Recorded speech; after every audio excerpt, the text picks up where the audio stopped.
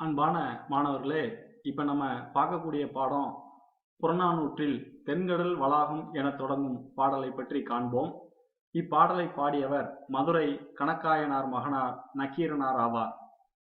தென்கடல் வளாகம் பொதுமையின்றி வெண்குடை நிலற்றிய ஒருமையோர்க்கும் நடுநாள் யாமத்தும் பகலும் துஞ்சான் கடுமா பார்க்கும் கல்லா ஒருவர்க்கும் உண்பது நாளி உடுப்பவை இரண்டே பிறவும் எல்லாம் ஓர் ஒக்குமே அதனால் செல்வத்து பயனே ஈதல் துய்ப்பேம் எனினும் தப்புண பலவே.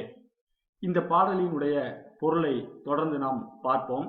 இப்பாடல் என்ன திணை சார்ந்து அமைந்திருக்கிறது என்றால், வெட்சி முதல் பாடான் வரை உள்ள திணைகளில் கூறப்படாத கருத்துக்களையும் அத்திணைகளுக்கு பொதுவாக உள்ள கருத்துக்களையும் எடுத்துரைப்பதாக இருப்பதால் இப்பாடல் பொதுவியல் திணையாக உள்ளது. இது துறை பொருண்மொழி காஞ்சியாகும். துறையினுடைய விளக்கமானது, துறவியர்கள் கற்று உணர்ந்த நன்மையான செய்திகளை எடுத்து கூறுவது இத்துறையாகும், இப்பாடலினுடைய துறையாகும். இந்த பாடலினுடைய பொருளை நாம் இப்பொழுது பார்க்கலாம்.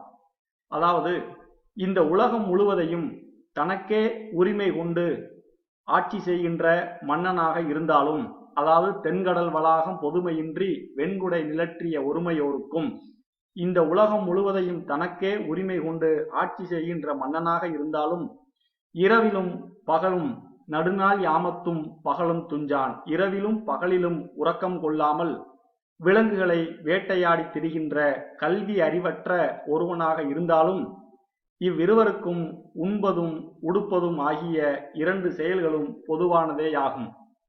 இதை போன்றே பிற தேவைகளும் பொதுவானதாகவே இருக்கும்.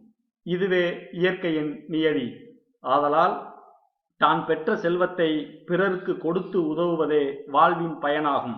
அதை விடுத்து தான் ஈட்டிய செல்வத்தை தானே அனுபவிப்பேன் என்று இருமாப்பு கொண்டு வாழ்ந்தால் அறம், பொருள், இன்பம் என்ற வாழ்வின் உறுதிப் பொருளை இழக்க நேரிடும் என்று கூறுகின்றார் நக்கீரனார்.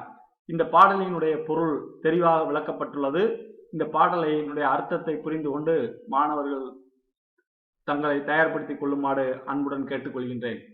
தென்கடல் வளாகம் பொதுமையின்றி வெண்குடை நிலற்றிய ஒருமையோருக்கும் நடுநாள் யாமத்தும் பகலும் துஞ்சான் கடுமா பார்க்கும் கல்லா ஒருவருக்கும் உண்பது நாளி உடுப்பவை இரண்டே பிறவும் எல்லாம் ஓர் ஒக்குமே அதனால் செல்வத்து பயனே ஈதல் துய்ப்பேம் எனினும் தப்புண பலவே. நன்றி, வணக்கம்.